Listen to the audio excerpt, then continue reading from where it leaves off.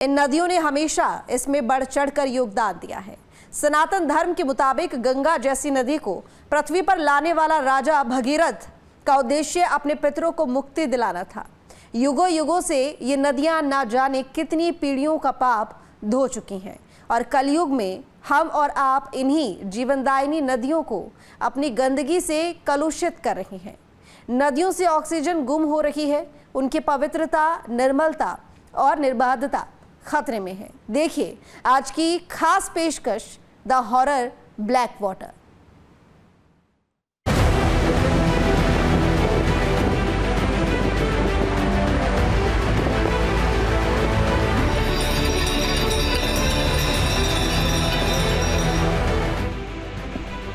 गंगा तो दर्शनार्थ मुक्ति, अर्थात गंगा तेरे दर्शन मात्र से ही मुक्ति मिल जाती है, ऐसा पुराणों में वर्णित है।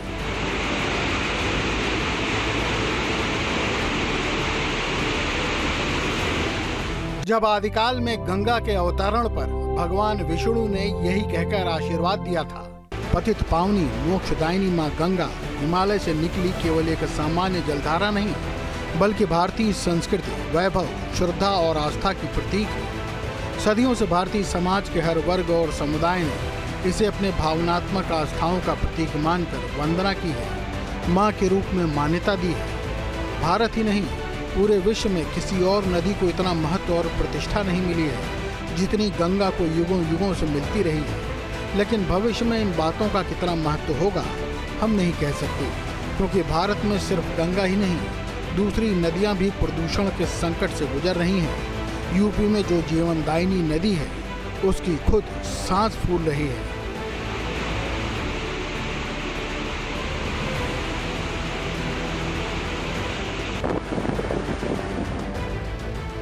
आदिकाल से जीवनदायिनी रही ये नदियां पूजी तो जाती ही हैं, लेकिन प्रदूषण मुक्त नहीं हो पाती। ब्रह्म पुराण में कहा गया है,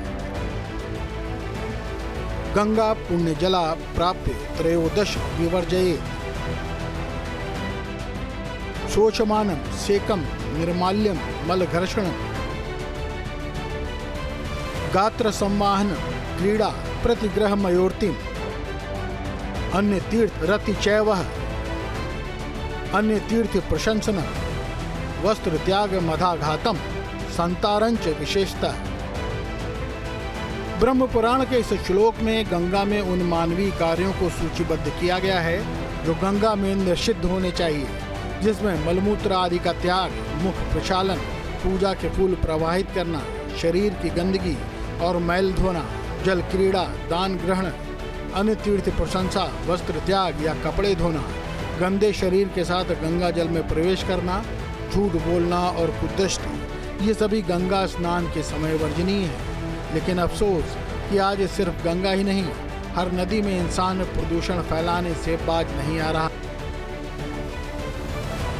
पिछले साल 5 जून को पर्यावरण दिवस के मौके पर centre for science and environment CSE की ओर से SOE यानी स्टेट ऑफ एनवायरनमेंट की रिपोर्ट में यह खुलासा किया गया था कि देश में कुल 603 नदियां हैं, जिसमें से 46% नदियां प्रदूषित हो चुकी हैं। यानी देश के 30 राज्यों में कुल 279 नदियां प्रदूषित हैं। महाराष्ट्र और मध्य प्रदेश में सर्वाधिक नदियां प्रदूषित हैं, तो यूपी और पंजाब ऐसे राज्य हैं जहां सबसे अधिक नदी स्थलों में जैविक ऑक्सीजन मॉन्ग यानी BOD का घातक प्रदूषण बना हुआ है। रिपोर्ट के मुताबिक इन 279 नदियों में 55 नदियां महाराष्ट्र की हैं, तो MP में 19 और केरल बिहार में 18 नदियां प्रदूषित हैं। उत्तर प्रदेश और कर्नाटक में 17 नदियां गंदी हैं।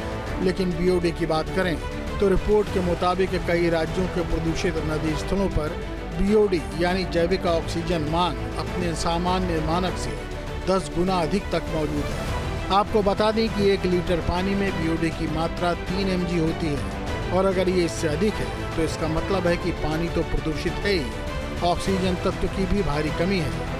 पानी में मौजूद सूक्ष्म जीवों को, कार्बनिक पदार्थों को खत्म करने के लिए अतिरिक्त ऑक्सीजन की जरूरत पड़ रही है। BOD प्रदूषण मामले में यूपी की नदियों की स्थिति बेहद खराब है। यूपी में 20 निगरानी स्टेशन ऐसे हैं जहां पर BOD मानक से 10 गुना अधिक यानी 30 mg से भी अधिक है। दूसरे स्थान पर पंजाब है गुजरात में 10 और तमिलनाडु में 10 निगरानी केंद्र ऐसे हैं जहां बीओडी स्वीकार्य मानक से 10 गुना अधिक तक है। गंगा में 49 स्थलों पर, जबकि यमुना में 35, गोमती में 20 और हिंडन में 11 स्थलों पर बीओडी का स्तर स्वीकार्य सीमा से अधिक पाया गया है। अब चलते हैं प्रयागराज, जहां पतित पावनी गंगा कानपुर से जमाने भर की गंदगी लेकर पहुंचती है और यहीं पर उनका यमुना से विलन होता है, जो आगरा की गंदगी को लेकर गंगा से मिलने के लिए बेताब रहती है।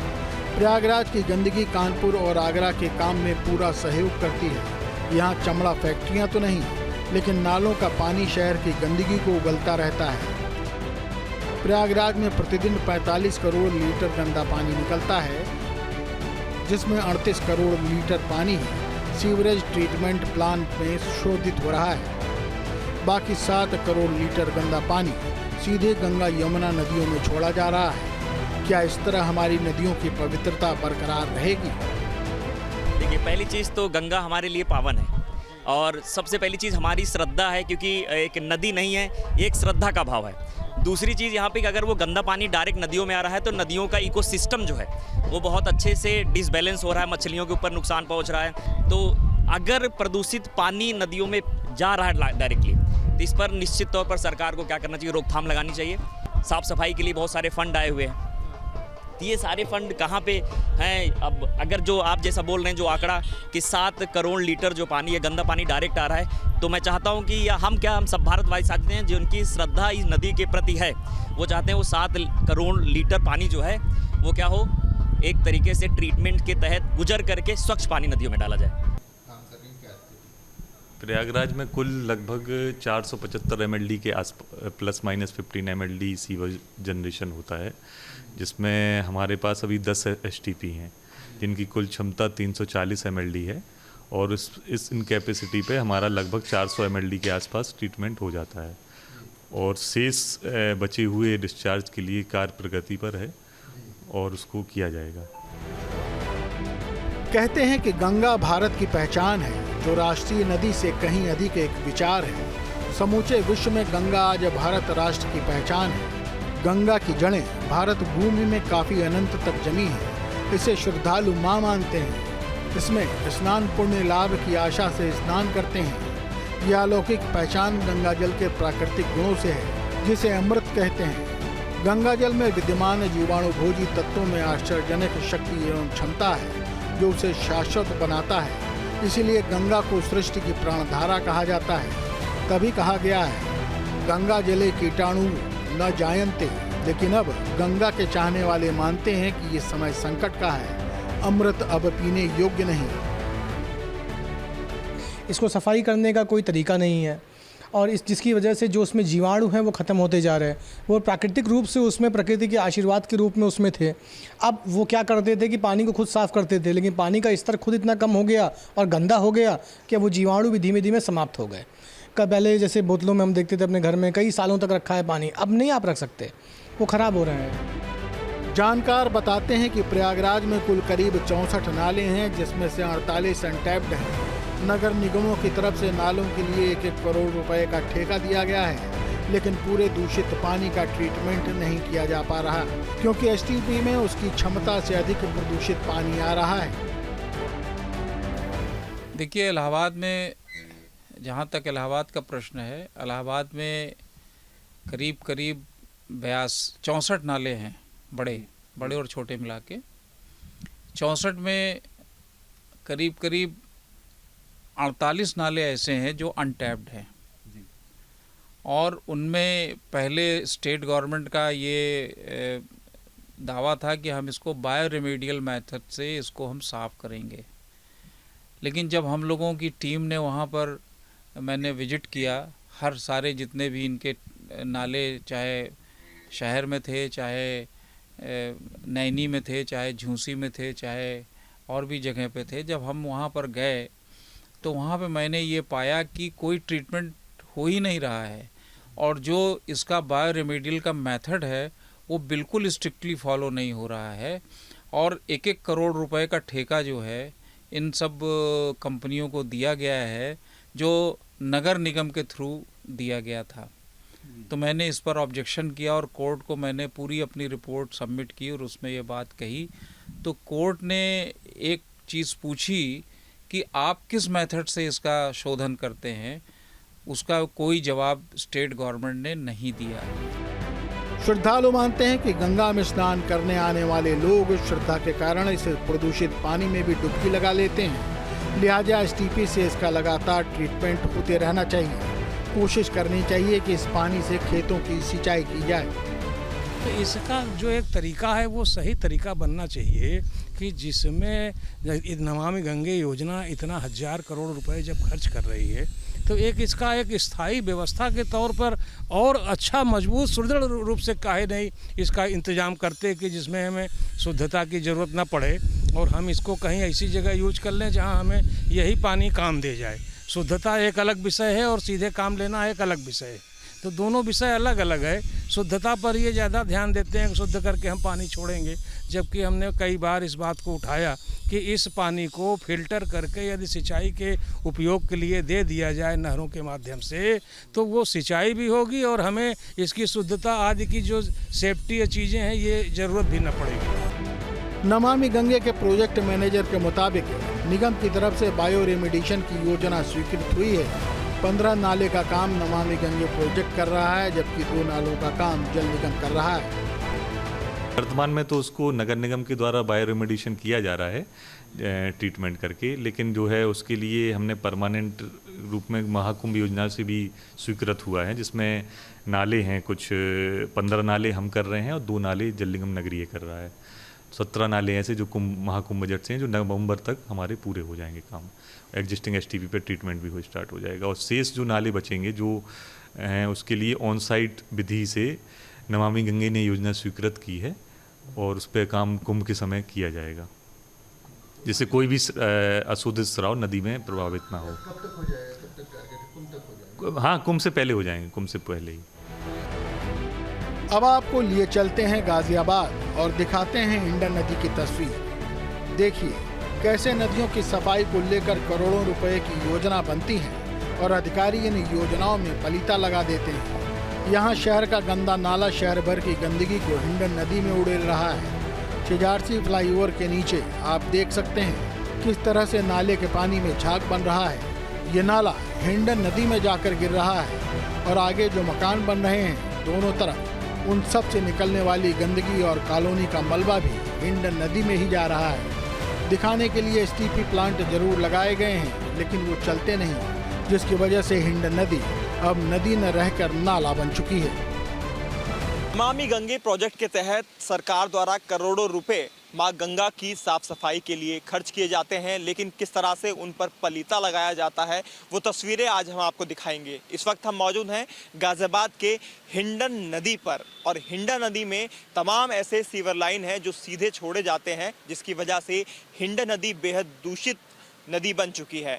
इस वक्त तस्वीरें आप देख सकते हैं, सामने की तस्वीर आप देखेंगे, वहाँ पर जो पाइप निकल रहा है यानी कि जो पाइपलाइन डाली गई है वो गंदा पानी हिंडन नदी के अंदर छोड़ा जा रहा है। सामने मोर्चरी है और मोर्चरी की तरफ से जितना भी गंदा पानी आता है वो इसी हिंडन नदी में यहाँ पर छोड़ दिया जाता है। इसके अलावा कई ऐसी जगह हैं जहाँ पर हिंडन नदी के अंदर गंदा पानी छोड़ा जाता है, चाहे वो फैक्ट्रियों से निकलता हुआ पानी हो या फिर गली मोहल्ले से निकलता हुआ पाइप के थ्रू छोड़ा जा रहा पानी हो। गाजियाबाद में लाखों लीटर पानी अगर हम कहें तो हिंडन नदी के अंदर छोड़ा जाता है गंदा पानी, और यही हिंडन नदी आगे जाके यमुना नदी में मिल जाती है और यमुना नदी आगे जाके प्रयागराज गंगा जी में प्रभावित हो जाती है, यानी कि वहां जाकर मिल जाती है। तो कुल मिलाकर जितनी भी गंदगी है वो आगे जाके मिल जाती है। अभी हमने हिंडन नदी के एक पॉइंट को आपको दिखाया, इसके बाद हम दूसरी जगह चलेंगे, वहां पर भी आपको दिखाएंगे किस तरह से